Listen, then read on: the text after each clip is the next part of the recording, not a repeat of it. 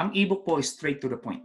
So do not assume and do not think na when people buy ang ebook, para po lagi kong sinasabi, mga paborito kong analogy, na para po silang pupunta sa palengke. 2 kilong bigas, 200 pesos. 3 kilo, 300. Do not assume that the more pages that you put into, okay? I'm not saying that is your assumption. I'm talking to everyone. Do not assume, guys, that when you put so many pages, oh, now I can charge more. No, no, no, no.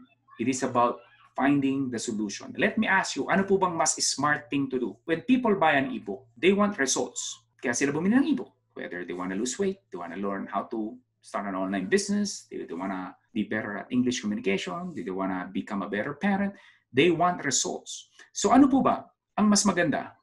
If you can give the results in just 3 chapters, or you can get the results in 12 chapters. Both of them can give them results. Ano po sa tingin niyo mas efficient? Common sense. Just 3 chapters, right? So, ganun po ang idea natin. Unless talaga masasabi mo, Sir John, it is impossible to have it not 100 pages, then go for it. But otherwise, sa akin, pinakita ko po sa inyo mga 50 pages more or less. Because again, here's a funny, interesting. One more statistics, okay? 5% of the population, 5% daw ng taong bumili ng libro.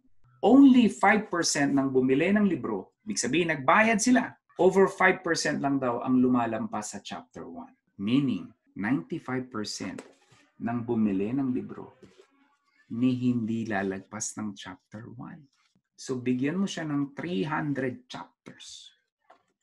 Hindi tayo nakatulong. Okay, guys? These are some of people who do not understand, which is I understand. Kaya po kayo nag-go to training.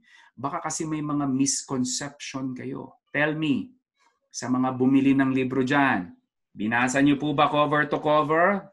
Truth or false? That is that thing. All right? I have to over-deliver, Sir John. You know what? Sir John, this is very important. You know, I want to serve my country. I know.